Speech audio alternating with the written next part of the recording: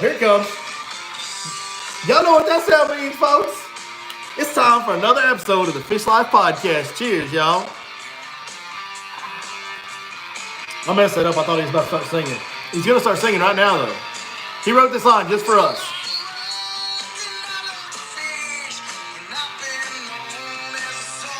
Yep, sure have. Absolutely. 100%. Fade it out just a touch, but let it keep playing there, Chris. Welcome back to the Fish Life Podcast, folks. This is the lowest budget, actually live podcast. Makes this the L-ball, makes you guys the low ballers. Put that in the chat. Make your comments down there. We got a lot to cover. Like, share, everything. Bass fishing tournament chaos has commenced. We're going to talk about all of it, do some recaps, do some previews, give you guys some more picks because we're pretty good at this. The very best fantasy fishing guys on earth are going to talk to you on tonight's podcast, guys. We'll just hold on to that. And then after we do all that recapping and previewing and picking and best fantasy fishing guys are going to give you their picks, we got like an East Texas fishing legend. Like this dude's becoming like a legit, real big-time legend that nobody's really talking about in the grand scheme of things. We're gonna talk to him on the phone tonight. We're gonna talk about it. He's gonna call us tonight, and we're gonna call him. We're gonna have a little interview with him on the phone. Something real special with some real giant bass has been happening for a few years in a row now with one of East Texas' own guys that's not as well known, and we're gonna give you an incredible big fish story at the end of tonight's podcast. So y'all stay in with us for a while. We're gonna be going. Christina, what's up, dog? What you been up to? Hold on, before we do this, make sure you drop us a thumbs up, folks. Hit that like button. Mm-hmm. Also, drop a comment so we know who we're talking to tonight. And if you don't mind, we sure would appreciate it if you go ahead and share it. Share this thing. We need all the help we can get. You know, I just realized up above your cabinets there is a coffee mug that says "Go Fish." Well, I don't even drink coffee. Yeah. But if I was gonna drink coffee, I'd drink it out of one that says "Go Fish." That's right. There's also on one of my ceiling fans somewhere in the house. I don't remember which one. You know, like you got a little string hanging on the ceiling fan. There's a bass hanging off one of those. Nice. My wallet has a bat. Keep them entertained, Chris. So, Billy is obsessed with bass fishing, I believe. Oh, yep, he is. Yep. It's my wallet right there. Everything is fishing in my life. Think no like doubt a about fish. it, man. Think like a fish. Speaking of that, man, let's just kick it off with some Billy Ray's Redneck Science to get us started. Let's talk about it because I was out on the water pre-fishing for a tournament next weekend today, and things are about to get a little jumbled up. Things they are changing, folks. We've been on that, settled into that nice, consistent, pre-spawn creek channel jig bite. That's what we've been doing on Lake Fork, and you could have done that on a lot of lakes around here.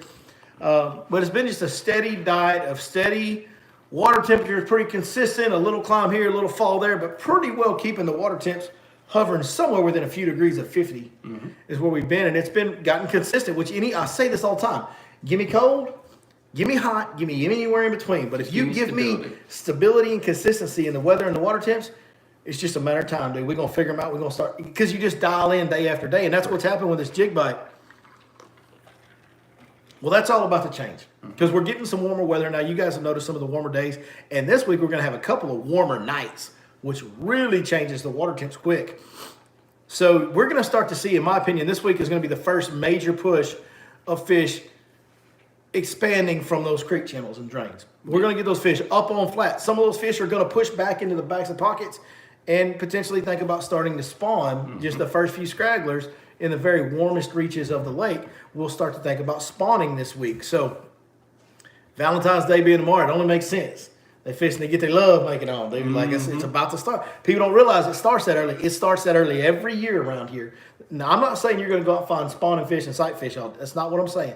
But some fish will start to get on beds and start to try to do their thing as early as this week. It's going to happen.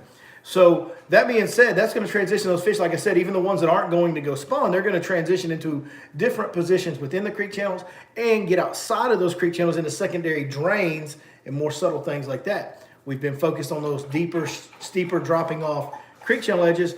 Now we're going to have to go ahead and focus on some shallower drains with more subtle changes. That's right. We didn't mention, this is like the Super Bowl pregame show, baby. Yeah. So we ain't going to talk about football. We're going to talk about green things that are shaped like footballs. That's right. That's right. Pre-spawn bass fishing. So as you guys go forward over the next couple weeks, number one, get your shallow diving crankbaits out. Get your lipless crankbaits and your chatterbaits out. Get your spinner baits out. And dang sure get your jerk baits out. We're going to talk about the MLF tournament coming up on Fork here later. You are going to see a lot of jerk baits thrown starting next Sunday on Lake Fork, I'll bet you. We'll talk about that more later. But also, two things you need to get out. Get your little 5-inch stick baits, your black and blue Cincos, and find you a finesse Carolina rig and put a lizard on it. Top secret. Just telling y'all, those are the deals that you need to start. We're going to move away from that jig deal. Those are the next baits that are coming, and we're going to get into those shallower drains and go do that. So that's Billy Ray's Redneck Science. The fish are going to move. Even though we got a cold front coming this week and it's going to cool off for the weekend, those fish, the daylight period, time of year, the water temp is going to climb some this week before that cold front hits. That's going to cue all those fish to push further back down the channels and get out into those drains and start funneling in to some of these pockets. So start looking that direction, folks at home. The daylight and the moon phase mean more to the bass than the water temperature. I believe, yeah. I mean, the water temps needs to be there to some degree too, but if it holds off long enough on water temperature, the bass will go ahead and do their thing. Exactly. Even with colder water temperatures than they want That's right. at times. So That's right. You know what I just realized? What's that, Ham? We opened to the wrong song. What's that? Would it be this close to Valentine's Day, the bass getting in the mood? We should have opened up to Lionel Richie. All night long. You gotta, or R. Kelly. Or My mind's telling me no, but my body. yeah. So You know, I've been accused of when a bass is on the bed and just won't get up there and get with his partner and won't quite bite. You sing to I've been accused of singing a love song to him, trying to put him in the mood. sometimes you got to. Sometimes you gotta put them in the mood, folks. Get it. Let's say some hellos and how you doing before we move into all our tournament chaos. Skeeterbug wants to say some hellos and how you doing, apparently. There she is. Yep. Hi, guys. How y'all doing? Hey, Skeeterbug. All right, get down, girl. Get down. Silly dog. We got Christopher in the house. We got Junior Figueroa. We got Dusty Newton, Rocky Shoes, Samuel. I can't pronounce your last name. There's no chance. Terry Connerly, Sean Andre Maldonado, JD. That's it for the early risers. We started early tonight for the Super Bowl. We're probably not going to have as many people live on this one. They'll probably watch it afterwards. Right. But we're going to have some good stuff. Now, one thing I do want to mention, this fantasy fishing gurus, self-proclaimed. Right. We don't even play fantasy fishing, me and you don't. No. But, bro, like, we've got to be in the upper end. Like, we might be the best on earth at it. We're up there. All right, pull up the bass standings. So let's break this down. So what we did last week was we gave you guys 6 picks. I made 3 picks and Chris made 3 picks. And I don't even know how fantasy fishing works, how many players you pick or whatever have you. Wrong one. All right, Jamie, get to the standings. But we gave you guys 6 picks last week, and I picked Patrick Walters, Lee Livesey, and Greg Hackney. My picks were not that great on the Bassmaster side. Right. My picks were not that great. I did have Patrick Walters in 4th, but Lee and Greg. So he ended up 7th. He ended up 7th. Okay. Yep. So Lee and Greg kind of wet the bed on me on that one. Greg really did, and Lee made the cut, but he was on down there in the standings. And I know Lee, when he fell back on day 2, he probably went and tried to hit a home run on day 3. As Lee does. Yeah, he doesn't care about placing. He cares about winning. Yeah. But my boy, now you picked John Cruz. Who else did you pick? Drew Cook. Drew Cook. And who else did you pick? There was one more. It wasn't Palaniuk. It was I literally just had it on the tip of my tongue. No, you can't remember who you picked. And I can't remember who I picked. I've got it somewhere. Well, Hackney didn't do as bad as I thought he did. He ended up 58th. He had a terrible first day.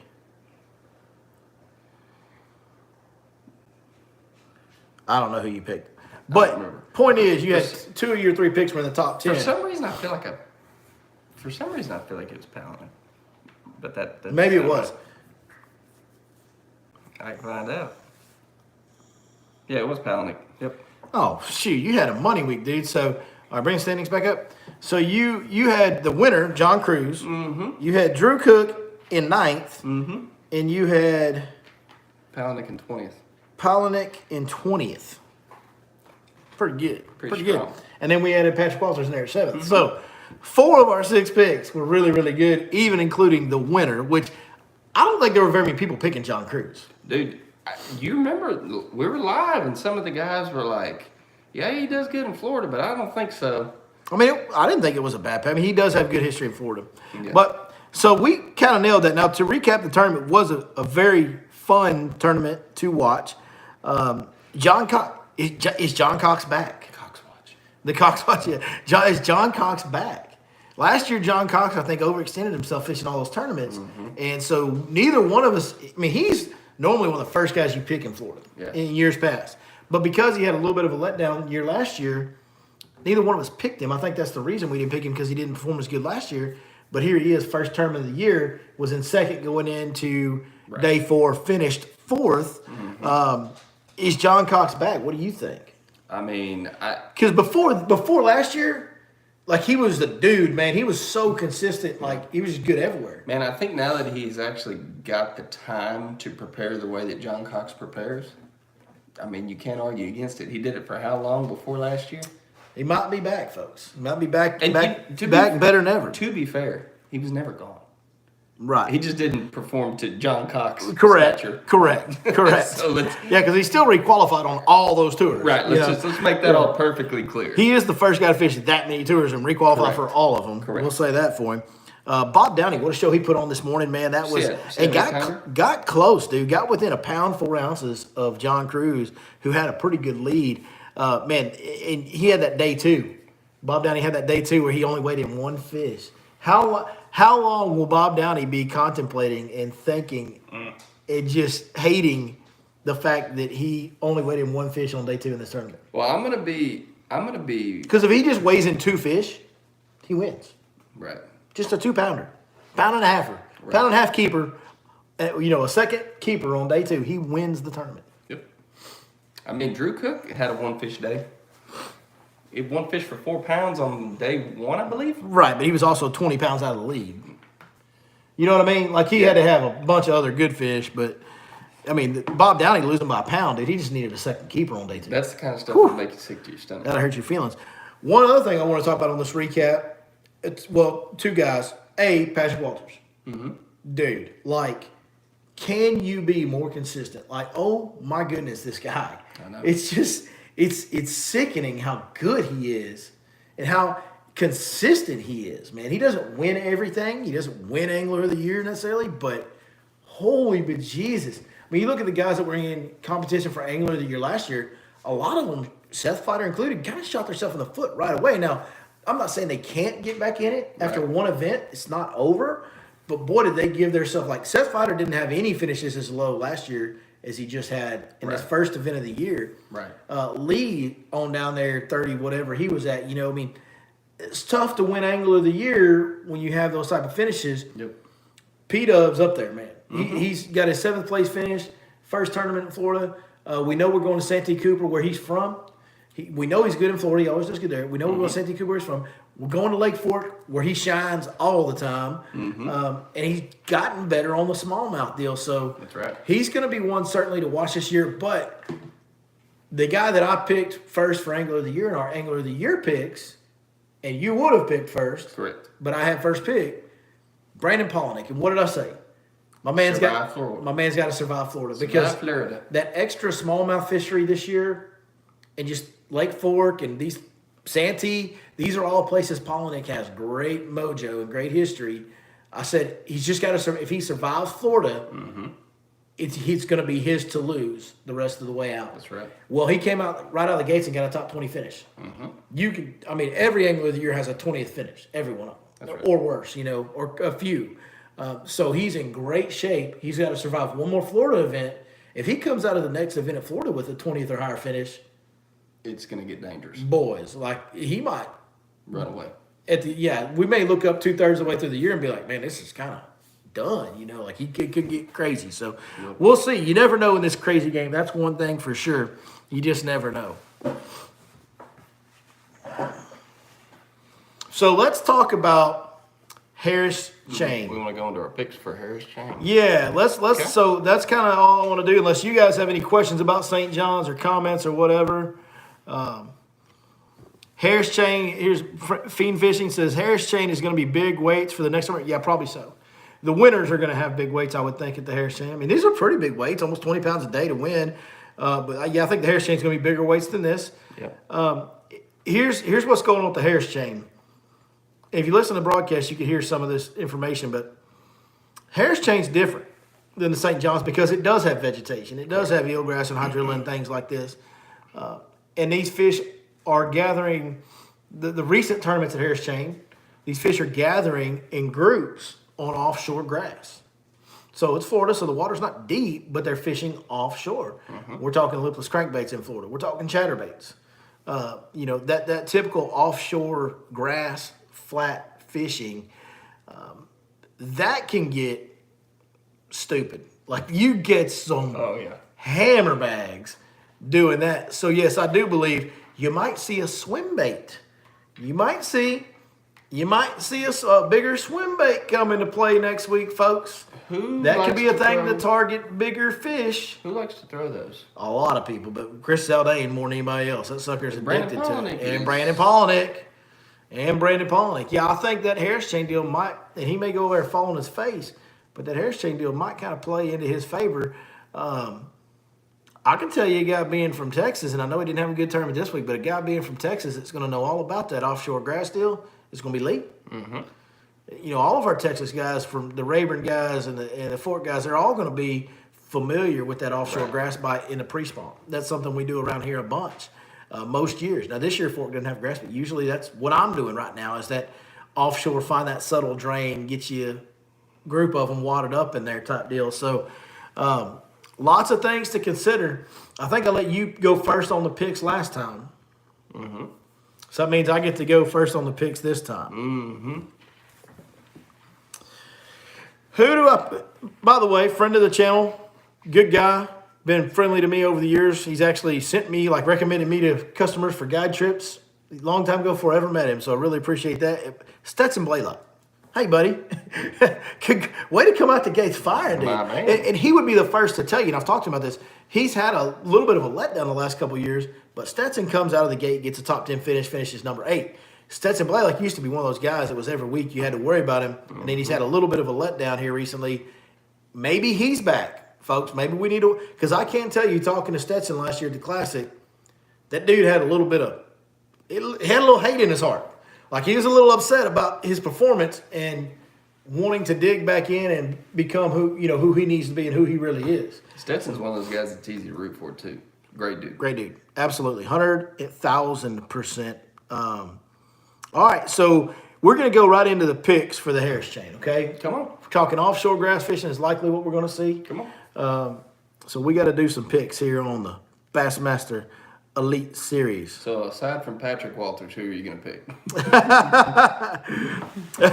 It's hard to not pick Patrick in anything. I guarantee you it's hard to not pick. You're going to pick Brandon Palaniuk, so shut up. No, I think I'm going to take... Which Johnston brother is always the one that finishes ahead of the others? Corey? Chris. Does Chris Johnston usually finish ahead of Corey? Well, the last couple of years, they've been kind of trading. Really close, right? Really close. Yeah. I mean, can I take them both? Like, can I get 2 for 1? Can we get Johnston squared? Can I get 2 for 1? Man, Corey, Chris, I don't know. Corey had the better tournament. St. John's.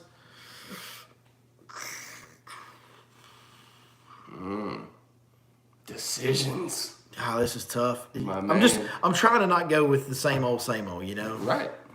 Trying to reach outside. Just give me Patrick. I mean, it's a safe pick. For my number 1 pick, I'll just give me Patrick. All right, for my number 1 pick, give me Palaniuk. We'll play it safe. Are you going to do Zaldane too? Because I know you like Zaldane on it. See, that's a very common misconception. We've talked about Okay. Man, I don't know which way to go on this, dude. This is a tough one for me. I don't know why. I know you better steal this one from me because I already got one. The next one? Yep. Well, actually, you should get to pick first in round 2. So go ahead. John Cox. Yeah, I probably should have got that one. Yeah. I probably should have picked that one. Yeah. Again, my mind is not working that way because he had a bad year last year. So you got me on that one. So you got Palaniuk and Cox. Yeah. And I got P-Dub.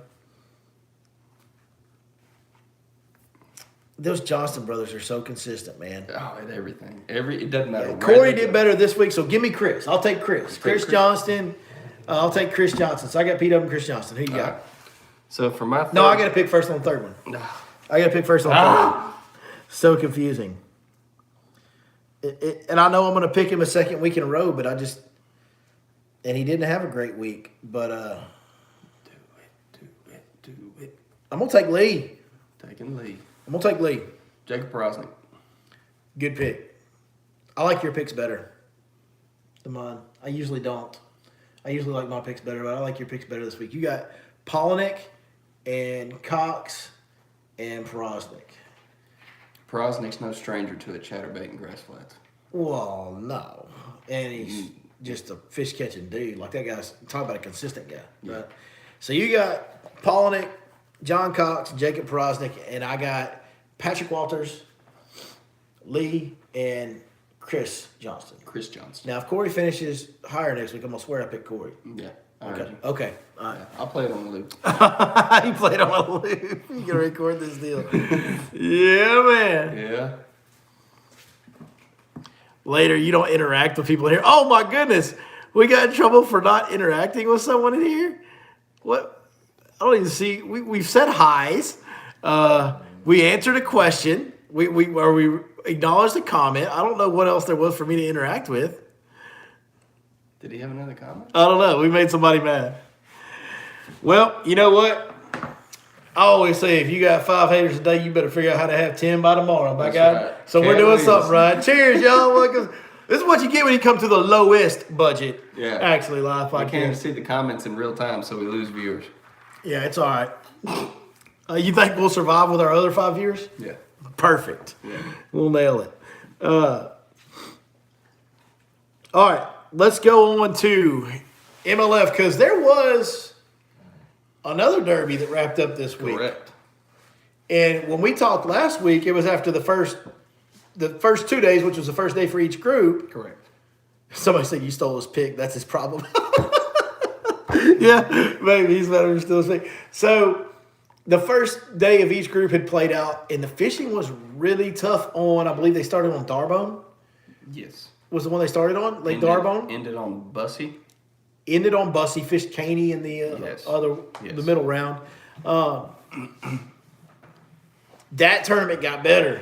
Yeah, a lot better. We talked about that. Will it get better? And I think them changing lakes like that helps it get better, right? Mm-hmm.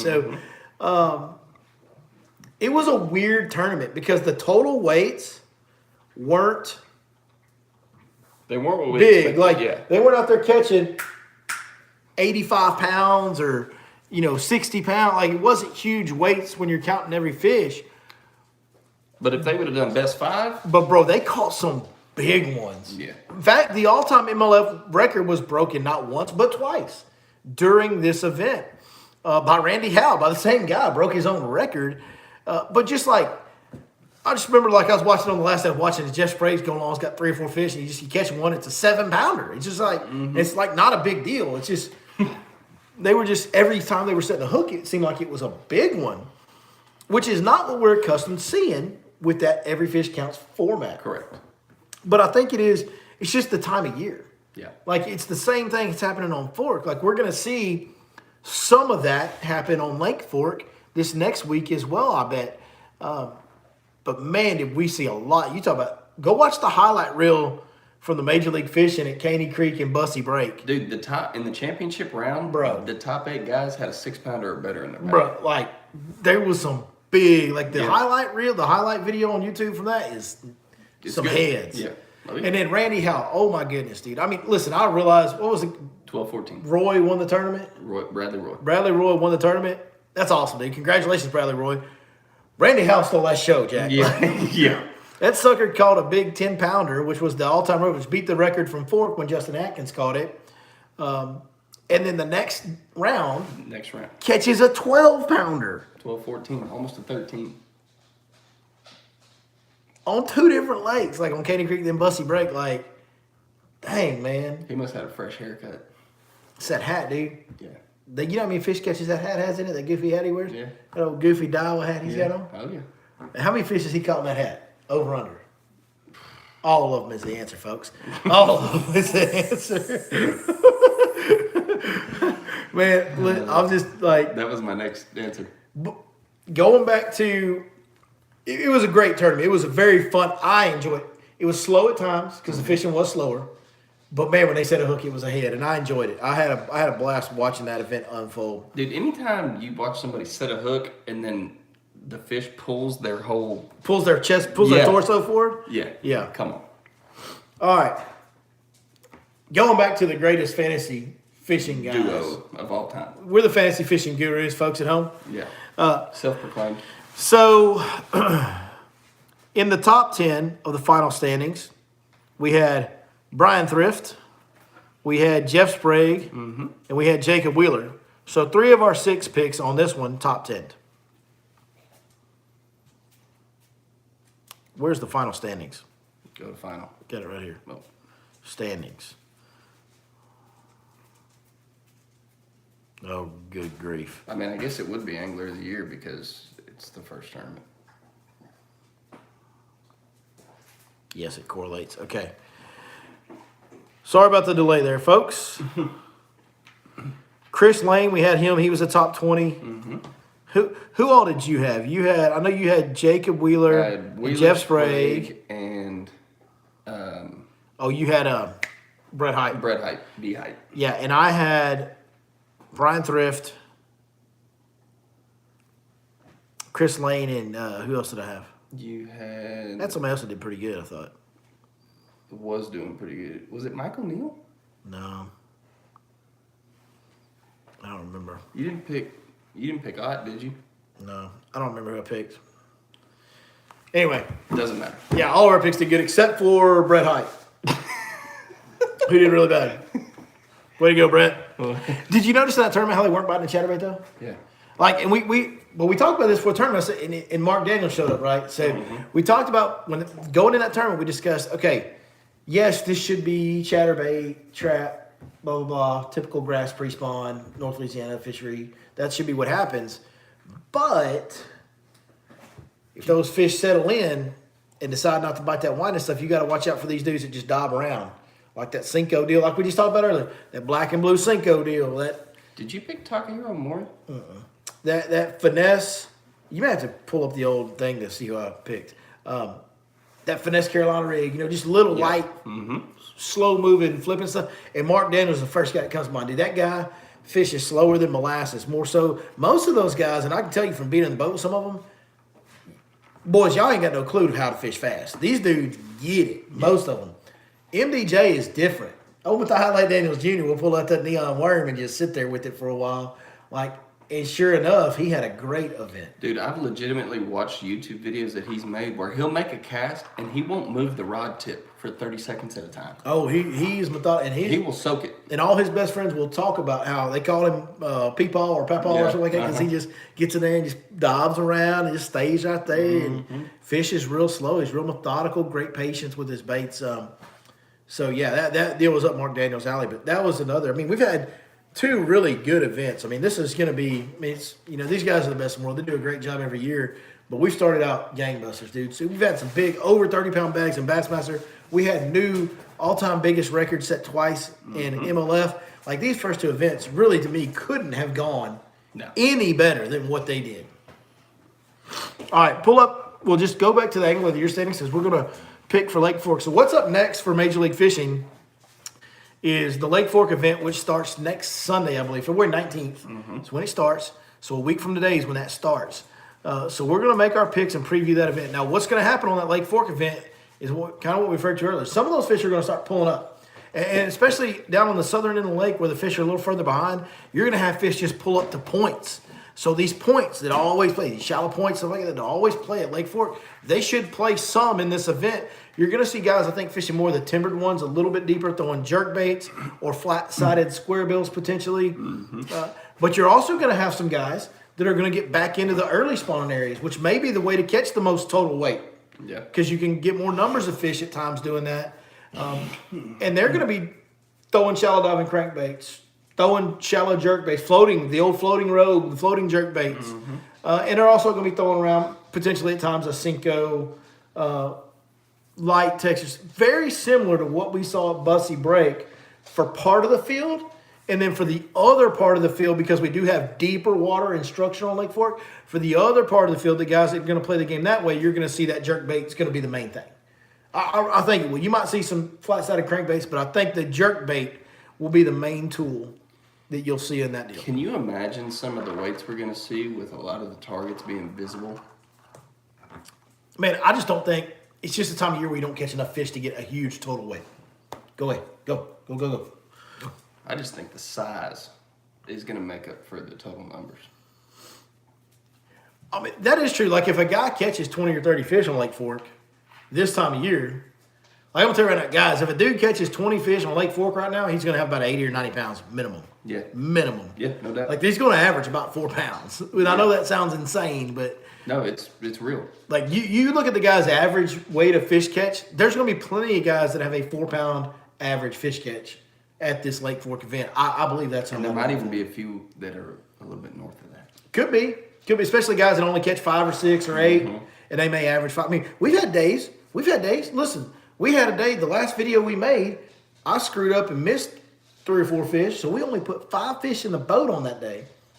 But our weight was 27, 28 pounds. Yeah. So our average fish catch was over 5 pounds. So it's now I do think though what's going to happen to deter that a little bit is a little bit of a warming trend, getting a little further down the road in the cycle, getting the daylight period growing. And like we talked about in the beginning of tonight's live stream, as those fish get closer to spawn, more of those male bass are going to start biting. They're going to start showing up. Yeah. You're going to start catching more 2-pounders than, like we've caught 2 2-pounders in 2 months. 2 or 3 pound minimum. It's going to be a 2-pound minimum. 2 pound minimum. I'm sure it's going to be a 2-pound minimum. But you're going to start seeing some of those 2-pound bass, 3-pound bass show up more than we haven't caught any. We've caught literally a couple fish under 4 pounds, 3.5 pounds under that. We've caught 2 of those in literally like a month. Yeah. That's about to change. Those male bass are going to start showing up. So that average fish catch number will be brought down some, but you will have guys that are over a 4-pound average. I would be willing to bet on Lake Fork this time of year. And will we see somebody catch? I already got asked this question the day it happened, the day Randy Howe caught the 12-pounder. Well, it only lasts till they get to Lake Fork. Are they going to break that record at Lake Fork? Listen, folks. Despite what people think with OHIV doing what it's done, a 12-pounder is an extremely... Skeeter, quit. Good grief. Lowest budget. Lowest The budget. lowest. She's over there chugging, man. She's ready to party. Get out of here. Good grief, dog. Losing my train of thought over my dog. Despite what's going on To at catch OHIV. a 12-pounder is extremely difficult even for the best in the world. Do y'all realize that most of those guys that fish on the Bassmaster Elite Series and the Major League Fishing Bass Pro Tour have never caught a 12-pounder? I mean, almost all of them have never caught a 12-pounder. So to say, well, within this 4 or 5 days, whatever, somebody's going to catch one. Is it possible? Yeah, absolutely. Yeah. Do they live in Lake Fork? Well, of course, we know they do live in Lake Fork in plentiful numbers. But to say that one of those guys is going to definitely catch one over 12, that's a feat in itself. the odds are no. The odds say no. Nobody's going to catch a 12-pounder. Now, double digit, that's a little more fair. Oh, somebody's going to catch a 10. Yeah, that's what I'm saying. Yeah, somebody's going to catch it. I would be surprised if nobody caught a 10. Right. But this 12, that's rare, dude. You look back in the history of Bassmaster Elite Series, Bassmaster tournaments in general, and look how many total 10-pounders, 11-pounders, 12-pounders. 12-pounders, there's like a few. Yeah. Ever have been caught in the history of Bassmaster. That's right. So to say that we're going to have one of those catches this next week, the odds are no. Honestly, the odds are very much against it. Now, 10-pounder being Lake Fork, and Lake Fork's one of the only places, maybe the only place you would say this, yeah, they're going to catch a 10-pounder. Is it too much to say that if they don't catch a 10, I'll be a little bit disappointed? No, we will all be surprised if they don't catch a 10. Right. I mean, but that's just Lake Fork. It's just that kind of play. It's just special, you know. Well, let's do some picks on Lake Fork. All right. Let's do some picks on Lake Fork. Jordan Lee showing back up with a good finish right off the bat. Man, maybe he wants to get back in that discussion with Ott and Jacob. I didn't want you to see that name. I tried to scroll maybe he wants to get back in that discussion. the obvious pick is Wheeler, and if I don't pick him first, then you're going to pick him, right? Only time will tell, Billy. Only time will tell. Well, I'm going to go Jeff Sprague. I cannot say what I was going to call you. Yeah, I'm going to go Jeff Sprague. That's a good pick. That's a real good pick. I think local knowledge is going to play in this Especially event. the time of year that it is. Yes. The pre-spawn Couldn't agree deal. more. Fish are going to start to transition. Sprague's going to be able to get a beat on that, I think, a little bit quicker Couldn't agree than more. some of these guys are. Sprague was a guide on this lake when it was low. When it was 6 foot low, Jeff Sprague was guiding at Lake Fork from 2011 to 2014. Most of these guys in this field have never seen Lake Fork at the water level that it's at right now. Correct. They've never seen the trees sticking out everywhere. It's a little overwhelming and mind-blowing when you see it the first time. So I'm going with the local guy who has the experience at this water level and all that. I'll take Sprague. I'm going to go down the list on you. And again, local knowledge is playing to this pick. Yeah. I'm going with our good friend, Mr. Kelly Jordan.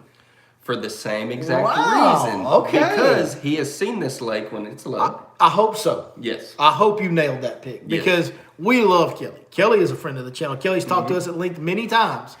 So I cross my fingers and really hope that Kelly Jordan does And my well. only guess is with these first two picks that we had, knowledge of what this lake does at the current level that it's at, that is as beneficial as anything that you can bring to the table. Speaking of that, I'll take that. You're going to let me have him. I'll take Jacob Wheeler. him.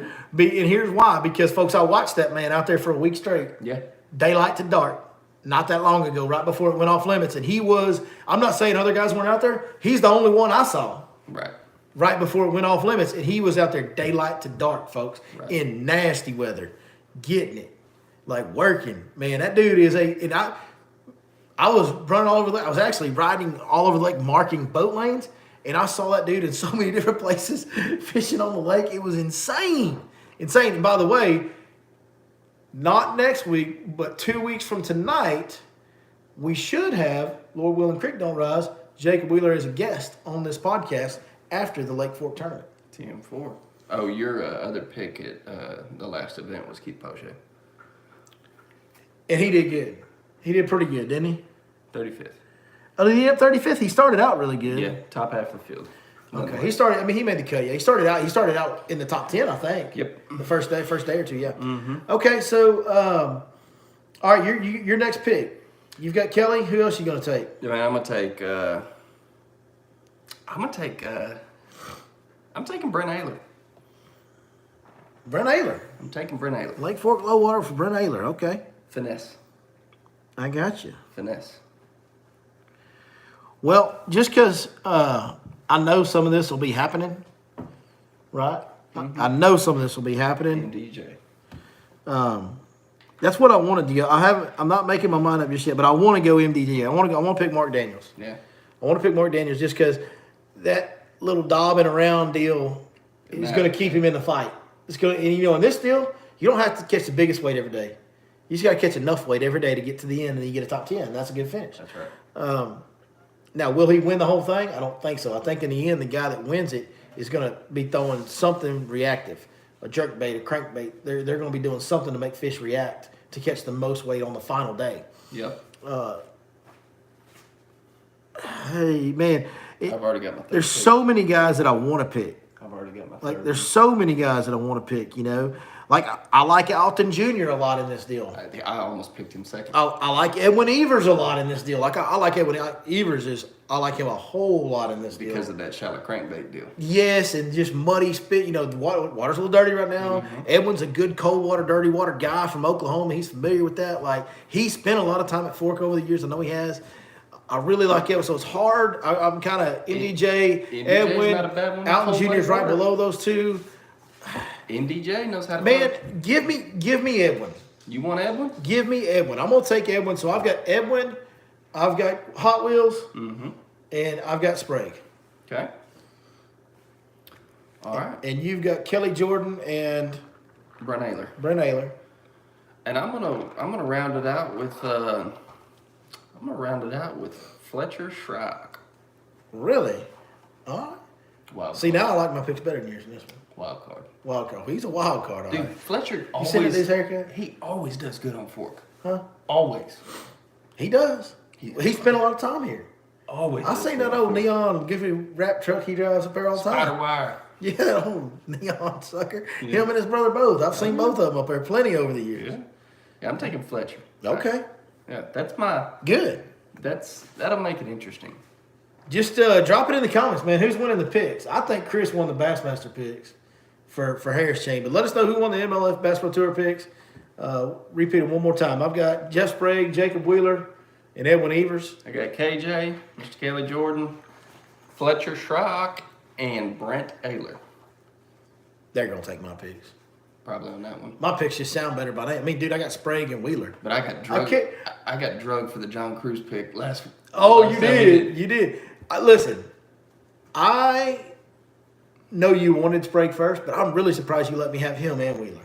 Well, the deal with why are you not picking Wheeler? Because I'm just going a different route, man. Okay. My homer pick was between KJ and Sprague. Okay. And you obviously got Sprague, so I wanted to make sure that Kelly Jordan was off the table completely. Well, I will sacrifice Wheeler to make sure that I get Kelly. Even though that doesn't So you're betting that Kelly Jordan's going to finish higher than Wheeler is what you're saying. I mean, you like him more than Wheeler in this event. I like the familiarity more. Even though Jacob Wheeler has spent some time down here, he knows what he's doing. Yep. So I understand. Well, we did say we promised you guys one more thing. So that's all of our tournament recap. That's all of our tournament chaos and our fantasy fishing picks and all that stuff. But we've got something that's been going on over the last couple of years in East Texas with a gentleman by the name of Danny Ramsey.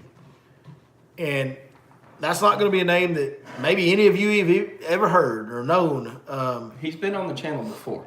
He has been a couple times. He did a deal last year where he caught a share lunker at the 1 over 13 pound, a 13 pounder out of Lake Palestine during a media tournament. Media solo. Media solo tournament. And that's great that he caught a 13 pounder in a media tournament. That's awesome. It's amazing. He caught the same exact fish that he had caught the year before. So rewind 2 years ago, Danny's fishing, catches this giant fish off this dock first thing in the morning, 12 pounds, brings it, weighs it in early to get the fish released immediately, take care of the fish. Mm-hmm. Takes great pictures of it, takes video of it, weigh it in the basket, all that good stuff. Now rewind to last year, goes same exact dock. Magic. The same exact dock. Magic. Hammers down, catches this fish, brings it in early, weighs it. It's a 13 pounder. And he's like, dude, I think this is the same fish I caught off that same dock last year. Mm-hmm. And we analyzed the pictures. We all looked at it. Sure, dude, it's the same fish. Yep. Like it's a consensus. I've talked to biologists. It's the same fish, right? Tail, messed up tail, lateral lines on a black spot, same deal. Yeah, it's the same. It's fish. The same fish. Distinct there was a marks. side by side picture. Yeah. Comparing 13 pounds. Now this year. Yesterday. Today. This happened this morning. Breaking news, folks. Yeah. Not only did we cover the tournaments the day they end, we also cover the local stuff the day it's happening. That's right. That's right. Today, Lake Palestine Media. Victory Terminal, Lake Palestine, goes out. Not the same exact dock, but about 50 yards away. Mm-hmm. Hooks an 11 pounder, brings it in early to weigh it. And you were there when he came in to weigh it. Who just so happened to be there? Me. You were there. And I see a guy bring a big one out of the live well, and I'm walking up there, and I'm like, oh, I'm going to go see what that one weighs. Well, as he's walking back to his boat with the fish, I realized, that's Danny. Yep. And then I looked at his boat, and it's Danny Ramsey. And so I run over there, and I'm talking to him, and he says, hey, man, will you jump in the boat and take a picture for me? Sure thing. Yeah, I like taking pictures of 11 pounders. Yeah, it's cool. Just, this dude's becoming, what he's doing...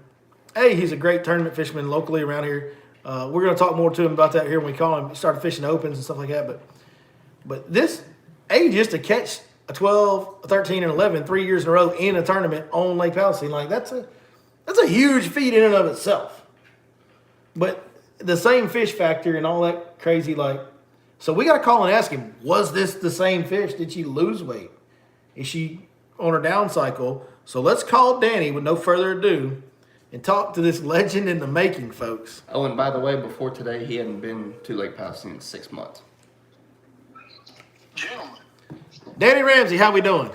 Good, brother. How are you? Man, we're doing wonderful, dude. We can't thank you enough for taking the time. to talk to us tonight. Got my boy Chris. You know him. You saw him this morning, I understand. Yeah, we've talked a couple of times on the phone, and we've never met face to face. Yep. Today, I didn't put two and two together until he finally texted me, and I was like, "Oh, okay." Yeah. So, well, man, we've kind of set it up and told people the backstory of the 2 years ago 12-pounder, last year 13-pounder, same picks, same fish, all that. Like we've told the story and set this up, so the viewers are aware of what you've done the 2 years before this. And we told him you caught a big one today. Now, before we get started on this, my man Danny, he started fishing them Bassmaster Opens, and you got a fishing page, social media, don't you? Yes, sir. I just set it up. I actually set it up yesterday. Just getting started. Okay, well let's give that a plug. Where can we find Danny Ramsey social media at? Man, Billy, to tell you the truth, I don't even know what the link is. I'll send you the link if you want to, and you can look at it, figure it out. I'm on a page. I'm new to this, so okay. I'm just trying to figure it out. Is it if I search Danny Ramsey Fishing, will I find it on Facebook? Yep, that's exactly what it is. Okay, so just guys look up Danny Ramsey Fishing. Go give it a follow because the man, he's worth following. He catches some real big ones. It's pretty fun to watch. Now, are you just on Facebook, Danny? Right now, yes. Okay. I'm gonna look at adding more things to it because this is gonna be, probably a multi-year deal when I'm gonna try for the Opens here. Yeah. I'm trying the Opens here. So yeah, I've got to set up some more social media. So to kind of get my name out there a little bit more. Well, for now, folks, go look up Danny Ramsey Fishing on Facebook. Follow that, like and follow that, and then stay tuned. Stay tuned for more, folks, as they say. Now, Danny, let's talk about. Tell me what happened this morning, dude. All right. Well, it was 23 degrees when I dropped my boat. Let's get that out of the way first. Yeah, first thing was I thought I was going to see ice on the cove there at the villages of Palestine. At last minute, I just decided to go fish that victory tournament.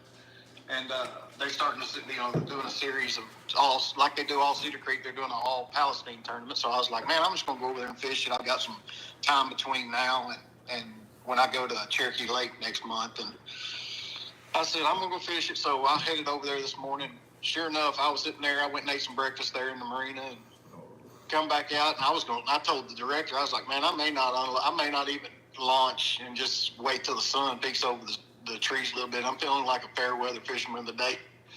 But I changed my mind. The sun was starting to come up and he starts announcing. And I was like, all right. So I took off. I went ahead and got in line. I was 8th in line. And I headed south. You know where south. Oh, yeah. I got down there, nobody on the dock. I'm like, why not? So I started fishing. Well, I had live scope. I put it on forward and looked under the dock. I didn't see anything. Threw it back in perspective. Didn't see anything around the dock. And I threw it back in forward, and I just flipped it around and looked out in front of the dock and saw a bunch of shad out, 20 yards in front of the dock. So I flipped a swim bait out there. I saw there was some good marks just up under the shad in about 16, 17 foot of water. And I was like, well, just maybe. So I pitched out there, let it sink down, started working it back, and I got it over by one of the marks, and I just kind of hopped it a little bit, and man, it loaded up. I was like, oh boy, here we go. So I started fighting the fish, and about 4 or 5 cranks into it, my line took off running. I was like, yep, this isn't a bass. Brought up about a 9-pound hybrid. Okay. Yeah, so I fished there. I went across the cove. I fished all of my normal spots there in the cove, and man, I haven't got a bite. I'm like, something's got to give here. There's no fish in the 4 foot to 16, 17 foot.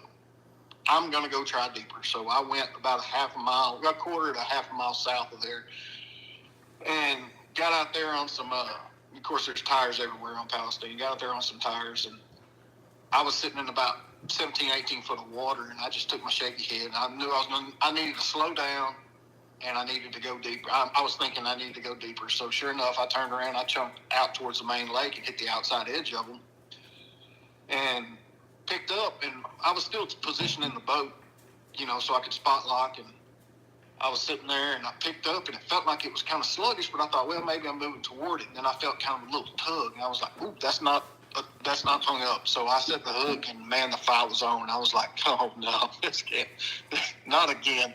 And sure enough, man, I felt that head shaking, and then she never jumped. She come up to the top, but she never jumped. And she come over by the boat, and the whole while I'm fighting this fish, I remember, well, in Bassmaster Opens, you're not allowed to use a net, and you can't. I mean, you use their weigh bag. So, but the first thing that was in my mind was, I don't have a net.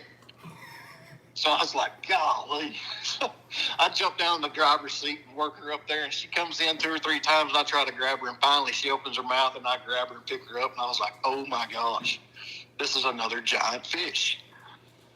So I put her in the live well and wasn't even thinking, because I knew it was a big fish. But when they get over 11 pounds, 10, 11 pounds, it's hard to tell the size of the fish actually are. But first thing I'm thinking is, very true. The same fish 3 times.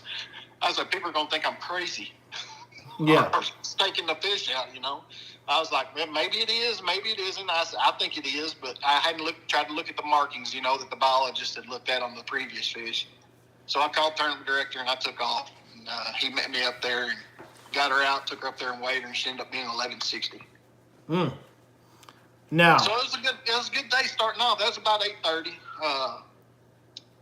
Got back out there and put her in the live well for a few minutes, because she come out of 20 to 22 foot of water, and I wanted to watch her for a little bit, because she was trying to roll on her sides. I had some fin clips on her. Mm-hmm. Well, I ended up fizzing her. So I ended up fizzing her so she'd go back down, because I didn't want her, Yeah. She was deep. So I didn't hook her deep. She was just deep water. Right. And right before I did it, Chris came down there, and he was on the bank, and so was the marina, the guy running the marina, and I just said, hey, wouldn't y'all take a picture for me? So Chris hopped in the boat, come back there, and took the picture for me. Mm-hmm. So now, after we got a better look at it and weighed and everything, is this the same fish or no? No, I don't think it is. Billy. And how far away was she from the dock originally? Quarter to a half a mile. Oh, so okay. Probably a third of a mile. I was under the understanding it was like right next to it, but there was a pretty good gap, probably a quarter to half a mile. Okay. Maybe not a half. We'll say a third. We'll split it. Which direction? South. I wasn't expecting you to answer that, man. You don't have to. It doesn't bother me. Everybody that knows me knows that I'm not going to fill you full of bull. I know. You're right. If you want to ask the question, I'll answer it. If you Facebook message me, you got questions, I'll answer them. Last year when you caught her when she weighed 13, after you caught that same fish 2 years in a row, you took me out there and we filmed a video at the dock. You caught her at. Yeah. I mean, I want people to enjoy fishing as much as I do. Absolutely. So if I can help them out to catch fish, I'm going to do it. Yeah, absolutely. Well, dude, that's, and I know how you are, dude. You're just a real humble. You're just a good old boy. And so you won't want to hear any of this, but man, you realize what you're doing, right? Like the fact that you've caught a 12, a 13, and an 11 3 years in a row on Lake Palestine in a tournament, on a tournament day, like that's kind of a big deal, brother. Like you're kind of becoming a little bit of a story guy. Like there's a legend about this guy named Danny Ramsey who catches a double-digit fish every year from Lake Palestine. And the crazy thing is, Billy, is I really hadn't even looked at the lake in probably 6 months. Yeah. But I just go back to my same areas, and I always tell myself when I go down there, because I don't know Kickapoo or anything like that, I don't know where to run up north. I'm not going to destroy my boat. I had to buy my boat, so I'm not going to destroy it. I'm going to go. I figured out, I just spent the time and started graphing around, finding spots, oddball spots. Some spots that people knew, some of them that people didn't, and just start working those areas. And I always tell myself, I'm either going to hero or zero. Well, you've definitely got a niche for giant bass on Lake Palestine. We can say it's confirmed at this point. You've got a knack for catching them big ones on Lake Palestine. It's something else, man. And I couldn't be prouder for you and happier for you, dude. It's pretty awesome. It's gone down, and then it's happened to one of our good guys. There's some guys in tournament fishing that are hard to root for because they're kind of buttholes, but you're not one of them. You're one of the nice guys. It's easy to be happy for Danny Ramsey. I appreciate that, bud. Yeah, man. So tell me about the Opens a little bit. That's an awesome fish story, but I know you've thrown your hat into the ring in a Bassmaster Opens this year, and I believe you've gone to one event so far. What was your thoughts fishing your first Bassmaster Open? Well, first off, I want to give you credit for that, because I remember one of your Tackle Talk Tuesdays, we were on there, and you were like, if you want to fish these things, whether you fish MLF or you fish Bassmaster, there shouldn't be anything holding you back. You shouldn't have an excuse of money or anything like that. And whenever I heard that, man, it just got my mind going. Yep. And I'm like, you know what? He's right. Yeah, guys that make it don't have excuses. Right. I've been tournament fishing since I was, probably 13, 14 years old. I started bass fishing when I was 6. And, I mean, everybody that knows me now, they've been expecting it for the last 20 years, but right. I just didn't feel like I was in the right position to do it.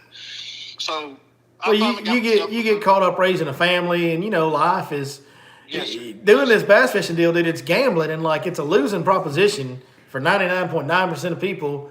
And so when you've got mortgage and kids, and I mean, you do need to be, I think it's important to be in the right place in life. And usually it's guys that are either young and unattached, or it's guys whose kids have kind of grown up and now they got the freedom to do it. Usually are the ones that can really go all in and do it the way it needs to be done.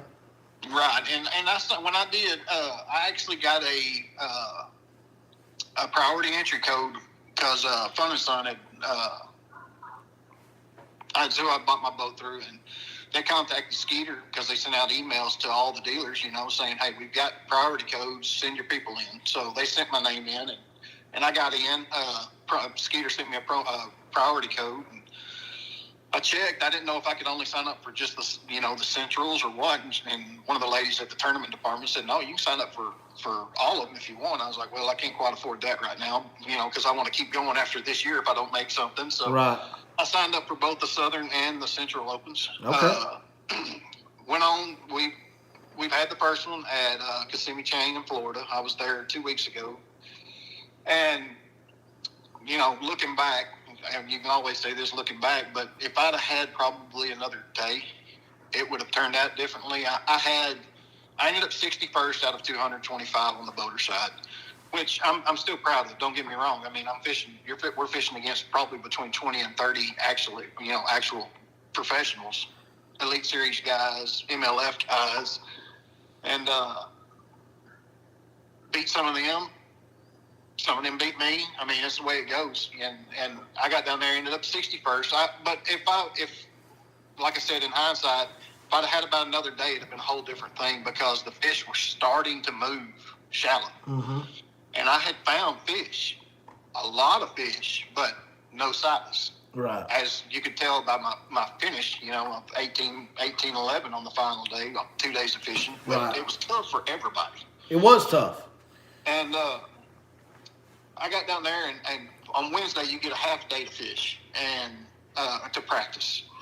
And I went up in a cove. Actually, I went up in the cut that goes where you can go up the channel to East Toho. You can't get into East Toho, but you can go up the channel. And I went up in there, but I didn't cut off and hit the flat. I went up in the channel. And a buddy of mine that's in Corsicana that's fishing them as well, he had fished the outside edges of the lily pads. And, man, to me, it looks like, I may be crazy, it looks like elephant ears. It doesn't look like the lily pads, some of them. Right. But he was fishing the edges of the grass and the lily pads. He had a couple of 2-3 pounders swipe at it, but I had only caught a couple of small fish in there, so it wasn't enough. I'd already practiced fish from Sunday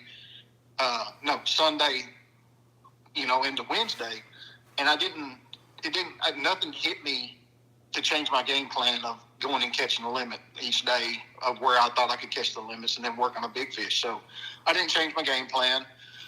Because I went up in there, caught a few fish, and I was like, I'm not going to change it on this. So I went and hit my regular spots, and I told him about it. Me and him were kind of sharing information back and forth with each other, and I told him, I was like, man, just go up in there and check. I mean, it can't hurt because he wasn't on much fish at the time. Well, I went and caught my limit on Thursday, went and caught my limit on Friday. Well, he told me after the tournament, you can't call anybody on anything, and you can't use your phone to relay fishing information. Right. Everybody knows the tournament rules. And he went up in there, and his co-angler stuck an 8-pounder punching and lost it by the boat. And he looked at probably 4 or 5 fish that were in the 4-pound range that were on beds back there. But he's not real great at bed fishing. And, I'm going to work on him with it, but work with him on it. But, man, if I would have just had, because I had to get out of the channel and get back to the ramp because my half day was up practicing. If I'd have had another half day, maybe a day, I'd have explored a little bit more in there and probably would have found those fish. Yeah. Yeah. And if that was the case, when he goes bed fishing, I'm pretty good at bed fishing. I feel I'm. You feel good about that situation. Yeah. Man, that's kind of the way tournament fishing goes. You know, I mean, it's nobody wins a lot. Like the best of the best of the best of the best don't win the majority of tournaments they're in. That's just the reality of it. They don't even have high finishes in their majority of the tournaments. Most of the time, tournament fishing is a losing game. You're going to lose a lot more than you win. And it's usually and when you're talking about that field of Bassmaster Open guys, yeah, you mentioned it's 30 or whatever of top tour level, Elite Series, Bass Pro Tour level pros. Yeah, the rest of them are hammers too. But dude, that other 200 are good. They're all like guys like Danny Ramsey that catch 12 pounders every time they go to Lake Palestine or whatever. Like they're all dudes like that. Like they're so like that. That is the biggest field of the best fishermen that there is in the world of bass fishing, in my opinion. You're not going to find another 200 plus boat field that is as good and accomplished as those open fields are. Well, Lester said it hit the nail on the head on on Friday. No, on Saturday. On when he won it on Saturday. I was watching it. I'd made it back home. I was actually listening to it on the way home, on the drive home. But he was like, man, he's like, it's harder because he fished the Elite Series on St. John's this week. Yeah. And he was like, this tournament right here, these tournaments are probably harder to win than an Elite Series tournament. He said, because in the Elite Series, you're looking at what? At most of the time, 100 anglers. Yep. They're all good. But this has got 225, and he said it's got 225 hammers in it. Yeah. Every one of them. Yeah, it's a tough field, man. There ain't no doubt about it. I mean, there's no scrap on that pile. Really, there's really not. I mean, you may have one or two guys that are just big money guys that do it for fun, but most of them guys are hungry for a dream, and they are dead serious, and they are accomplished anglers in their own right, every one of them, man. So it's, you're gonna come out on the losing side of those tournaments, and you're gonna have a lot of guys that are gonna be similar to Danny Ramsey and be like, dude, it was right there. I mean, that's the reality of tournament fishing. Most of the time, you miss it by in a field like that. You miss it by just a little bit because those guys are good. So there's a lot of guys that miss it by just a little bit. They were close to figuring it out, and it just doesn't always happen. But for your first one, 61st out of 220, that's pretty good for your first run. It's a marathon, man. It's not a sprint. I understand that. Did you know what the goal is? The goal is either hit the Elite Series or even make the Classic would be awesome. Absolutely. Now, so did you enjoy it? Was it an enjoyable? Did you have fun with it? Man, I had a blast. Okay. It was. Let's see, Sunday, Monday, Tuesday, Wednesday, Thursday, Friday. So 6 days of fishing. Yeah. What can beat that? So let me ask you this: Did it feel any different than any other tournament you've ever fished in, as far as like your nerves, as far as like when you take off? Did it feel different, or did it just feel like, hey, this is just another day at the office for me? As for the fishing, it felt like another day. Another day of fishing. Whenever I was nervous, man. You talking about there was anxiety, there was depression, there was nerves. I mean, everything leading up to this. But when I hit the water, it changes. Yeah.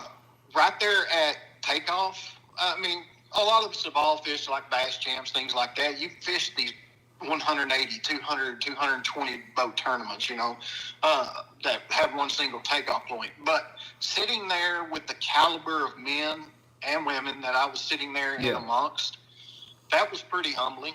I mean, you look to your left and you see Patrick Walters, and you look to your right and you see Frank Talley, and stuff like that. Yeah, and Paul and Nick was there. I mean, Paul and Nick at Lake Palestine Resort last year when I caught that shearlunker. And I told him, I was like, man, I'm gonna tell you, I said, if I catch a big fish in this tournament, I'm gonna need you to follow me around the rest of this year. Yeah.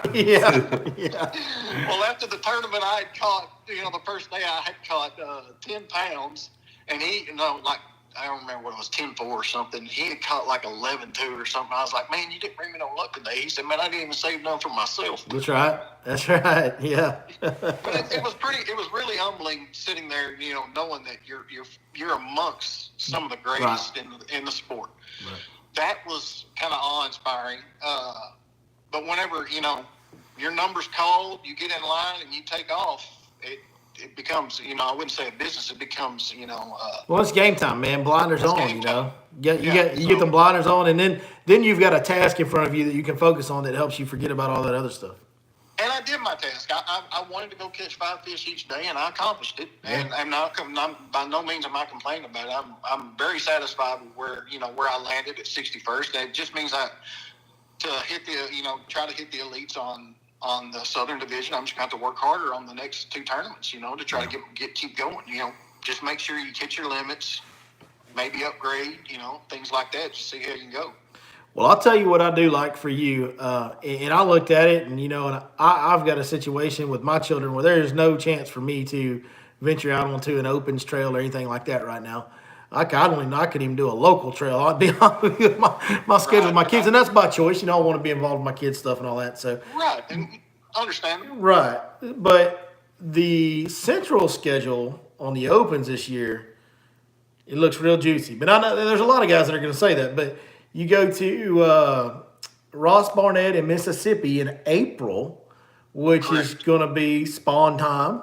I don't know how much sight fishing per se you may do or not do on Ross Barnett, depending on watercolor, but for sure you're going to be.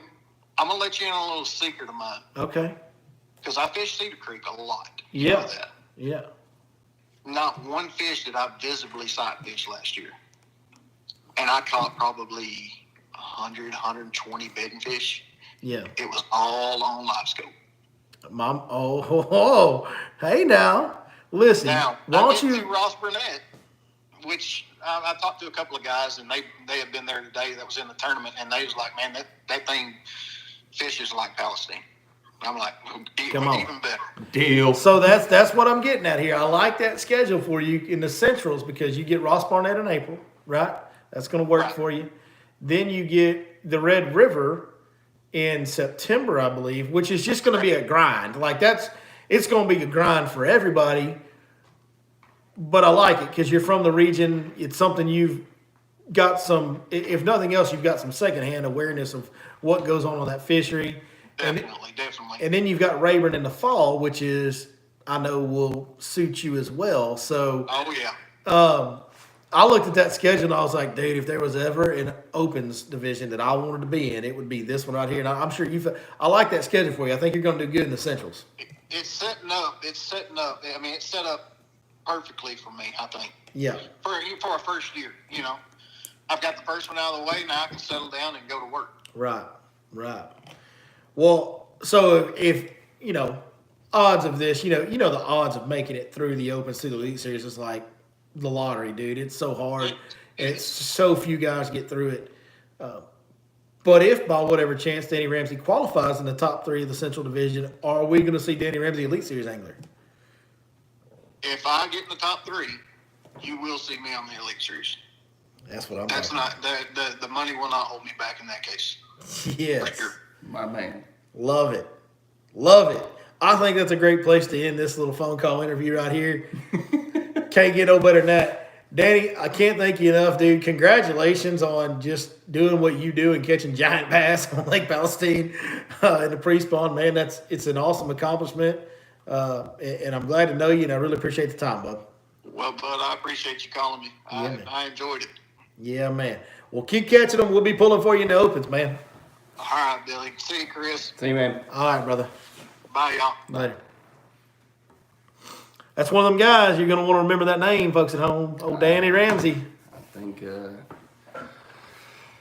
And, like I said, him qualifying through the opens, realistically, I mean, I'm not saying he can't. He certainly has. Obviously, he can catch them, right? But there's a lot of guys that can catch them that never get through the opens. That's the reality. The reality is, the best anglers don't always get through the opens. You cannot have one boo-boo for 9 days. Right. It is, there's 3-day tournaments in each division. In that division, you cannot have a bad day. You can't have a big fish loss. Like, you can't make, and that's why you see some of the guys that maybe aren't as good of fishermen get through, and some of the guys that are great fishermen never make it through. Right. We've talked about this a bunch of times, and I don't bring this up to slight or insult this guy in any way, because he's obviously proven he belongs there. right. Lee Livesey never qualified through the opens. Correct. He tried for a while and got close. He was qualified up until the 9th day of his division, the 3rd day of the last tournament. well, the second day because he didn't make that top 10. Yeah. But Lee was there till the last event, last day, and then didn't make it, right? He never qualified. And this is a guy that's won 2 Bassmaster Elite Series, that's been in the top 10 in Angler of the Year points on the Bassmaster Elite Series. Like, he's obviously proven that he's one of the upper echelon guys on the Elite Series. He never qualified to the Opens, guys. He got in on the invitation when Bass Pro Tour started and pulled all those guys. They had to extend invites to guys. And some of what they did, I think, was, I guess, go down the Opens list and invite the next guys down. And Lee was one of those guys. But it's so hard to qualify through those Opens. So will Danny do that?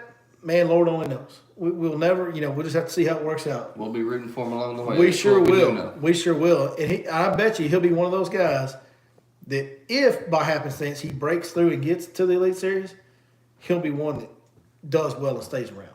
Yeah, you're going to want to stay tuned on that one for sure. That dude, there's something special about guys that can just go to some of these East Texas lakes and specifically target big fish and just understand big fish behavior. There are people that have a knack Yes. for giant bass. And it's always been a little bit puzzling to me because, I mean, you know as well as anybody, I mean, me and you have fished for, I don't even know how many days in the boat together. I've never broke the double-digit mark. No. And it's so crazy to me that people like Danny can go out and go, oh, yeah, I know how these double-digit bass, I know how they live, I know how they act. Well, and then the ability to not only have that knowledge, but the ability to have the execution and to get the bite and Correct. then land the fish. Correct. Yes. Without a net. Yeah. He goes, oh, crap, I forgot I don't have a net in here because Bassmaster doesn't lie. Because, spoiler alert, the last 11-pounder Billy caught, there was a net involved. I think. Mr. Cody Mays. Yeah, he's in the chat right now. He just entered the chat. Old net man. That's the old net man right there. Net man. Can you imagine trying to lip an 11-pounder by yourself? I grabbed one. My first 10-pounder I grabbed by myself. Oh, I've seen the video. I was in the boat by myself. I did that old hockey goalie leg kick out and then lost my mind when I Do you remember what you were saying to it? Please don't come off. Please don't come off. Please don't come off. Yeah, I was. I was. Yeah, I hooked that fish. Well, so what you can't see on that video. On the edge of the game. That's one of the very oldest clips, That was back when you used to wear. This was before I was making video content every week. This was when I just made like a couple videos a year doing the instructional highlight. That was when you weren't wearing all this.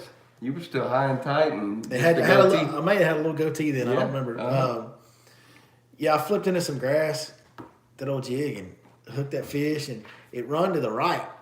And what nobody knows, because you can't see it, I was in my boat by myself. So I'm glad I had the camera roll.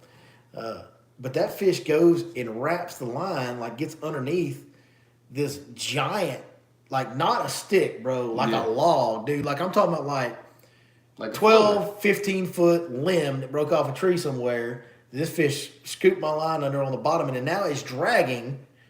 This fish is dragging around a 10, 12-foot log, man. And so it's doing all this, and it's fighting. You can tell by the bit rods, fighting so hard. So, my line's been rubbing all over this log, and the log finally falls off the line, comes unattached or whatever. Mm-hmm. And so I don't know what's going to happen with this line or anything. And this is, my biggest fish at the time, and I was pretty sure she was.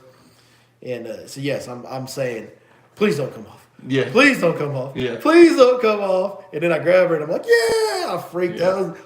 It's the hardest, biggest freak out I've ever had when I caught one. Because if that line would have broke, there would have been some serious video editing that would have had to been done. Nobody had ever seen that video. No. Because, I would have I might have thrown the whole camera and all my rods in the lake. There might have never been a Your Lake Fort guide. You might have been that upset. I might have just quit. Started a bonfire in the Red Skeeter. Just throw all the stuff out, sink the boat, and go home. Leave the trailer in the parking lot. I remember, for whatever reason, I couldn't fish with you that day. I don't remember what it was. Yeah. But it was back when you fished with me a bunch. Yeah, I had to do something, and you went out by yourself, and you called me afterwards, and you were like, bro, you missed a hell of a day. Yeah. Yeah, it was special. Because at that point, neither you or I had broken the double-digit mark. No, that was my first one. Yeah. What was crazy is I was a lot like you. So I had people in my boat many times over catch 10-pounders. Yep. Several people. Yep. But for whatever reason, I never hooked the 10-pounder, know. Same. And that's a big benchmark for every fisherman to try to get over 10 pounds. And that's been some years ago now. I mean, it's right when I first started guiding part-time. It's probably 2015, probably. 2015, I think. Yep. But yeah, I started guiding without me ever, like started part-time guiding without, and I never caught a 10-pounder myself. Now, I'd put people on them. Right. You know, but I never caught one when I started guiding. And then what's funny is once you catch one, it's like, The floodgates. yeah, then the dam breaks, and I mean, Well, I'm trying to get there. yeah, Because- caught several in a year at times now. So it's Well, it's like I tell people, I've caught a bunch of 8 and 9 pounders, like a bunch. well, and since I started guiding before I broke that barrier or whatever, you know, the majority of my trips are focused on other people catching fish, right? So Right. people get in my boat, like customers get in my boat all the time. Well, hey, what's your PB? And I'm always kind of like half embarrassed. I mean, my PB is 11. It's good. Yeah. But I'm always kind of half embarrassed to tell them, and it's not that I'm embarrassed about the 11 pounder. It's that, you know, like we catch bigger fish. Like we've got 3 fish over 12 pounds in my boat. Right. But I don't catch any of them. Like Right. you know, my customers do. So I guess I was just meant to be a fishing guide and not a tournament fisherman because I don't catch the giants. The people with me catch them, which now that I'm a guide is a good thing. That's the idea. That's the game now, you know.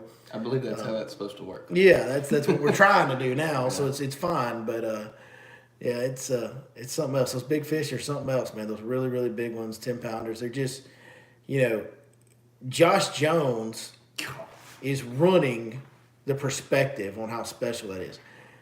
That is such a unique deal that he's done with the live scope, and not taking anything from him or trying to slight what he's done in any way.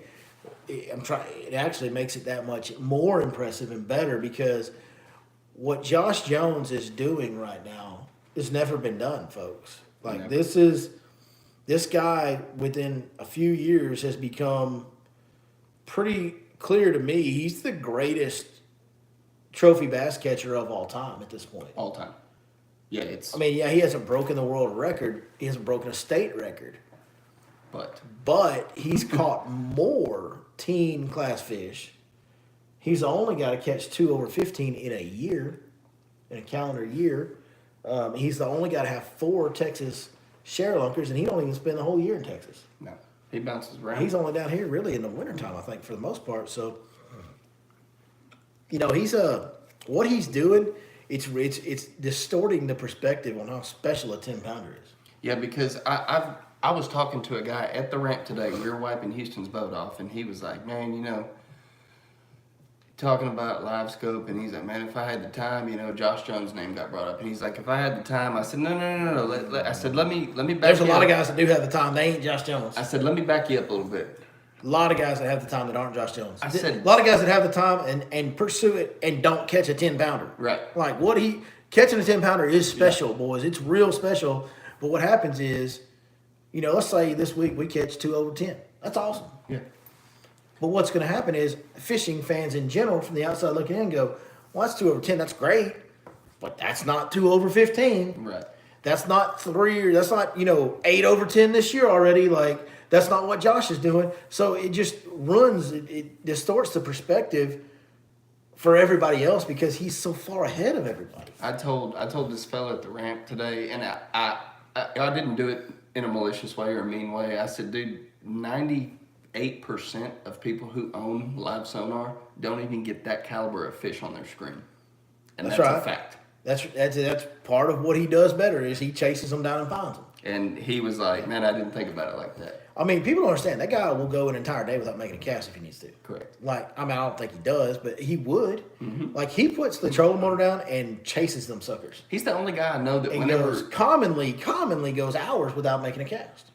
he's the only guy I know that flips an 8-pounder in the boat and goes, that's not the one we're looking for. Okay. Yeah, it's a different deal what he's doing, man. It's something else. Now, I don't know, you know, Josh is a controversial guy, I guess you could say. I think a lot of it's just pure jealousy, It's got to be. you know, envy, because there's a lot of that in the world of fishing. But Josh doesn't help himself any at times either, you know. Right. Like, he's kind of, you know, not saying I wouldn't be the same way, but he's kind of smart aleck. He's Yeah. pretty arrogant, you know. I mean, Yeah. some of the stuff he says comes across as pretty darn arrogant, and all that does is just Fuel people's stoke fire. those, fuels those fires of people wanting to tear him down, and at the core of it, they want to tear him down because he's so much better than they are. That's right. And that's unfortunate, but that's the reality of human nature. And that's the reality of this industry too. Really, it really is. I mean, I've experienced some of it, not near what he has, but So if I was experiencing much of it as he is, would I behave the same way? Probably. I mean, I might. I don't know. Here's what I do know. I can't judge him because I've never been in anything close to the shoes he's wearing right now. Right. You know, so and I don't think any of us should judge him. But there are times. He made a post a couple of years ago, and the post started out, "Dear haters, you'll never be as good as I am." I was like, whoa. Yeah, my man. That's a bold strategy there, Cotton. Yeah. Bold move, Cotton. Let's see how it works out for me. And so I would like to see him not do that because he doesn't need to. You know, he's definitely a guy that can let his actions do the talking. And even, he made a comment, Randy Howe caught that 12-pounder at Bussy Break, and it was a lake record. Yeah. And he made just a little quote post, and it was like, well, I guess I need to go back to Bussy Break, like insinuating he's just going to go over there and break the lake record, which he might. Yeah. But why would you try to take the shine off of Randy Howe for what he did? To say that, like, it's just that doesn't help anybody and doesn't help anything. It's not going to help him, I don't think. Maybe it does. Maybe getting more haters and draws more attention and it helps him because a lot of what he does is monetized. His attention through social media is monetized and he gains off that. So I guess if you gain more people that don't like you, in the end, it's still eyeballs and you can monetize it. That's a big part of this game that we play now. One thing my grandpa used to tell me is, if you give an avenue for people to hate, they'll never be more passionate about anything else. Yeah, I've met Josh once, and I mean, just in passing, hey, how you doing? Good to meet you, man. Congratulations, Yeah. And it was below the stadium at the Classic. That's the only time I've ever met Josh. So I don't know Josh at all. I know of him through other people that have spent more time with him, but I don't know. I mean, a little bit, not much. I mean, I don't know much about him, honestly. So I'm not trying to judge. Like I said, I can't judge Josh because I ain't never walked in his shoes. Right. And until you have walked in someone's shoes and understand the dirty looks and the comments and the social media just messages and who knows? I mean, I got threats for what I did at Lake Fork. So I can only imagine what he's getting. And I mean, until you have been threatened for catching fish and making social media posts, until you've seen hundreds of comments, lies, talking bad about you, until you've dealt with that, you can't judge his reaction to it. It's the Heinz dilemma. You can't judge his reaction to it at all. What's the Heinz dilemma? It's not knowing how you will handle a situation until you're put in the situation. Exactly. That's what I'm trying to say. Yeah. I can't say that I would behave any differently or I wouldn't make those same posts he's making. I very well would. It's a hard thing for people to understand. It's small scale. It's small scale in the big scheme of things, what we do here in the fishing world. Yep. But there's notoriety and, some level of fame that goes with doing this social media stuff. Even as small as we are, we have people come up to us, come up to me, come up to guys that are on camera with me, and they come up to, I've signed autographs, which is really weird to me, but I can't go to Academy without somebody saying, "Hey, Chris, what's up?" And I'm like, yeah, people want autographs. That makes me happy. I'm happy to sign it for them. I feel awkward doing it because I don't think that they should be getting like, what do you want my autograph for, but they're a fan, and so there's that small level of fame that goes with it. And so I've experienced just a little tiny piece of it compared to somebody like Josh or, Ben Milliken or whatever. And what I can tell you is anybody that judges those guys has no clue. You've got no idea what they're dealing with, or you wouldn't judge their behavior as harshly as you do. That is a different beast, man. There's a reason why most people that become famous on some level get known as assholes. Pricks. They get known as being jerks. It's not that they're bad people or that they're any more of a butthole than you are. Right. They are dealing with something completely different that changes their behavior and their reactions to things because of what they deal with. Like, if everybody that you meet says, "Hi, how you doing? Nice to meet you, man. It's great to see you." You're not going to be a jerk to anybody. Like, you're not going to, the next person you meet, you're going to walk up to them with a smile on your face. Mm-hmm.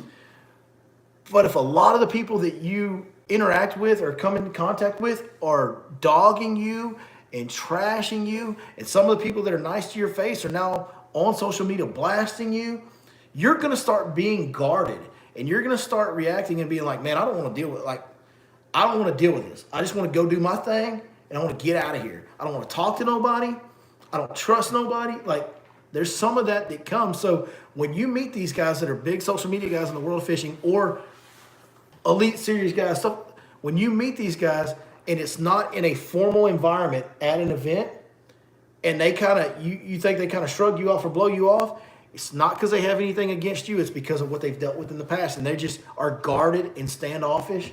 And I mean, the Googan Squad guys are the same way. And then you get them in a room, like you're at the house with them. Like I've had Robert Turkla and Justin Rackley stay at this house when they were fishing out here. When we're here, they're just dudes. Like they're like we are. Yeah. But I've been with them out in public, at boat ramps and stuff. Different guy. Yeah. And they have to be. Correct. That life, when you start getting notoriety, forces your personality to change. It's something that you can't understand, and I can't even explain it to you unless you've done it. Right. So, I know there's a lot of guys that don't like Josh. What I would tell you is you can't judge him until you get in his shoes, man. You can't. I mean, he's doing something groundbreaking and innovative. And see, bottom line outdoors, some of them bring it on themselves. I'm trying to explain, and it's I can't really explain it to you unless you've dealt with it. They don't bring it on themselves. That behavior that you're saying that they're bringing it on themselves is their reaction to what they deal with, which is not great. It's bad stuff that they deal with. It's a lot of pressure. And so their reaction to what they receive is what you're perceiving as them bringing it on themselves. And in all reality, if people didn't behave the way they did towards them, they wouldn't act like that. Right. So I'm not saying we're not accountable. You know me. I'm big on personal accountability, and you got to be the bigger man and all this. It's just really hard when it's constant. Like it's really hard to stay the bigger guy and stay above board and do everything perfect all the time. Like if somebody ran into you on your worst day at work, they probably wouldn't think you were very nice either. These guys are exposed on their day at work every day. I mean, just don't judge Josh or any of these other guys, man. You shouldn't judge them because you don't know what they're dealing with. Yep. Bassin Forte. Butch Brown has over 400. I don't know if that's true or not. It might be. Butch Brown has over 400 double digits cast to catch on film. No live scope, just experience and sheer ability. No. I also think that Butch Brown has swim baits in trout stocked ponds in California is what he has. Butch Brown ain't getting out there doing that on big open water lakes. Castaic was the biggest lake that he... Yeah, most of Butch Brown's big giant fish catches came on tiny lakes that were trout stocked. So they had giant, great. I mean, yes, Butch Brown's one of the greatest of all time, but I think what Josh is doing is more impressive.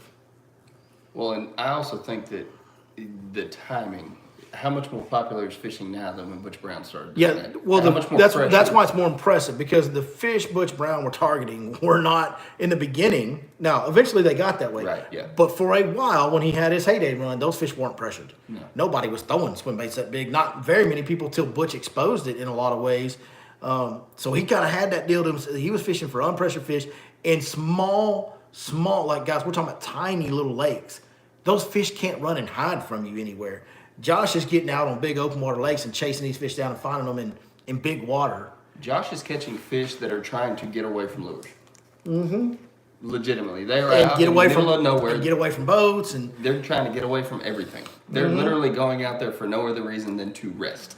yeah, absolutely. and look at it like this: what Butch did, while it was mind blowing, there was other guys not catching as many as Butch, but there was plenty of other people catching those same caliber fish in those lakes. Josh is doing things that nobody's doing. I mean, yeah, there's other guys catching a big fish here or there, but not like Josh, and he's catching the bigger ones. Yeah, he's the only guy who has two over 15 in a year down here. He's the only guy who has 4 sharelunkers in Texas, like ever, all time. Like he's doing things that in relation to the rest of the fishing world, nobody's coming close to. Nobody. That's what is the big deal with what he's doing. Yeah. Probably a good place to end this one too, huh? We didn't even plan on this topic, but we got into it. That's also a good point that Christopher just made. Well, I'm not throwing shade at Butch. I'm just telling Way to throw shade at Butch Brown in the swim bait game. No, I'm not throwing shade at Butch. That's the reality. Most of his giant fish catches were on little tiny lakes, like 90 acres, 100 acres, like literally that small. So it's a totally different deal. That anybody that fishes a little 100-acre lake or fishes a 30,000-acre lake or a 100,000-acre lake, like, that's until you get to about 15,000 acres, 10,000, 15,000 acres, anything smaller than that is different. Yeah. You can find those fish on a given day, no matter what they're doing on those lakes that are just a few thousand acres. Even the lakes that are like 5, 6, 7,000 acres, those fish can't really hide from you. Yeah. In modern boats and modern technology. 100 acres, he can cast to every inch of that lake in a day. And he's the only one throwing a big swim bait back then. Mm-hmm. He the only boat on the water in a lot of cases back then on those little lakes. So it's just a different deal, man. It's not the same. It's not the same level of accomplishment, in my opinion. Yeah. What do you think? I think Josh Jones is more impressive, personally. But I mean, what Butch did was that he was the guy. I just think Josh is taking him over. Yeah. I mean, but like I said, I didn't say it was hands down conclusive that Josh is the GOAT trophy bass guy. I said it's, getting there, and probably most people consider it that now. But if you're going to have an argument, Butch is probably the guy to have the argument about who's the better trophy bass guy. Yeah, I don't think there's any other names that are. So. Yeah, I mean, those are the two that you talk about. I mean, it's the Tom Brady, who's the second best quarterback of all time. Yeah. It's the same conversation. It's the LeBron James, Michael Jordan argument. Yeah, so I'm not trying to throw shade at Butch. I'm just giving you my opinion on why I think what Josh is doing is more impressive. Now, you don't mean you have to agree with it. As far as personality is concerned, Butch wins. Well, again, I don't think Butch didn't do it in the social media world. Like, he wasn't dealing with that. And by the time social media came around, everybody loved Butch because Butch was a big deal. But, man, doing it nowadays is different, bro. Yeah. Like, Josh Jones can't go into a Walmart without having somebody wanting something from him. Oh, yeah. No doubt. And while that is a great honor, it's a pain in the butt. Yeah. And it's stressful because he can't go live life, And part of that has to do with Josh Jones operates in small communities that are heavy fishing communities. Yeah. But it's just like the Guggen guys, same way. When they go out in public. Ooh, Doug Hansen. That's a good one. Doug Hannon, that's another good name. When they, like the Guggen guys, or Ben Milliken, when he goes out in public, he's got to be prepared to, kiss the babies and shake the hands. He's got to be a politician, He's a public figure. Like, the dude can't go to the grocery store without having to be on duty. Hey, that's not fun. Yeah. That's not, I'm telling you guys, that's not fun for most people. Yeah. Who, David Williams? Swim maker? Who am I thinking of on the Elite Series? So a 19-pounder on a small lake doesn't count? Well, it counts. Yeah, it counts. But it's not as impressive as a 19-pounder on a giant lake. Yeah. To me, it's not. And again, when other guys are catching 18-pounders, I mean, the same time that Butch is catching a 19-pounder on a trout swim bait on a 100-acre lake, you got a guy catching a 17 or 18 off of Clear Lake on a bed. Like, the skew of what Josh is doing is so far beyond what everybody else is doing. So we've talked it to death, man. We don't need to do it anymore. We beat it to death. Doug's caught a lot. Doug Hannon is. Yes, he's up there. He's and in ways what Doug Hannon did, because he fished all over the country, he fished big bodies of water more often than Butch did. Like, I could make the argument that what Doug Hannon did was more impressive than what Butch did. Butch zeroed in on one niche deal and hammered down on it. And I guess you might say Josh is zeroing in on one niche deal, but he's on one niche deal that travels. He goes to Busty Break, and he goes to Oklahoma lakes, and he goes to West Texas. And make no mistake, Josh is doing some of this on little small lakes too. Yeah. Not 100 acres, but, 2,000, 1,000, 3,000. He's doing some of this on those smaller lakes too. Yeah. I don't know. It's a great debate. It's a great discussion, that's for sure. It's fun to talk about, and what Josh Jones is doing is certainly the most impressive thing happening right now in the world of bass fishing and trophy. As far as trophy bass fishing goes, it's certainly the most impressive thing that's happening right now. So it's fun to compare him to those guys, and that's the same. Like you brought it up, Tom Brady versus Joe Montana or John Elway or somebody. Same thing with baseball. Barry Bonds versus Babe Ruth. One thing is, you never end those debates because you never have that direct head-to-head. What Butch did for all those years and still does a little bit to this day, what Doug Hannon did in his day, and what Josh Jones is doing now, like, we're never going to, okay, you three go line up and fish a derby. Right. Like, and do it all year. Like, we're never going to see that. So we'll probably have this debate forever, in perpetuity. And I can't wait to talk about it more with you guys next week. But for tonight, I do eventually have to go prep my boat. I got a ton of 6-inch fishing gear to put in my boat that I ordered last week. And I got a ton of 6-inch fishing gear to take from his boat and take it and put it in my truck. What? I did not mean to say that. Next week, solo on the Fish Life Podcast. It'll be your boy. I do got to get off. Got to get off the airwaves here and go get ready for my guide trips tomorrow and get some content ready for you guys next week, man. Thank you guys so much for joining us, as you always do. Chris, we got some music ready? I got some music ready. Get that music going, baby. Let's go. Man, it's been a good week. We've had a lot to talk about. We got a lot more. Lake Fork Tournament coming up next Sunday. Cody May says he loves you. I love you too, Cody. Ooh, he's coming in loud. Hey, Chris, do that thing you do. I'm going to catch Danny's twin fish on Sunday. I'm going to catch that 13 on Sunday. You ain't that good, bro. I know I ain't. You better call Josh. I'm going to try. You better call I'm going to Josh. try.